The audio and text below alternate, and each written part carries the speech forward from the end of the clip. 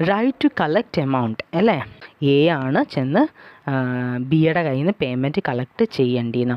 ഇനി എ ചെല്ലുമ്പോൾ ബി പറയാ ഇല്ല എനിക്ക് തരാൻ പറ്റത്തില്ല എന്ന് പറയാനായിട്ട് ബിക്ക് പറയാൻ പറ്റത്തില്ല.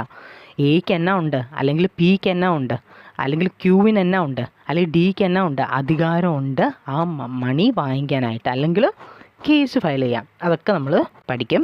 അപ്പോൾ എക്ക് അധികാരമുണ്ട് മണി വാങ്ങിക്കാനായിട്ട്. അടുത്ത point obligation to pay amount.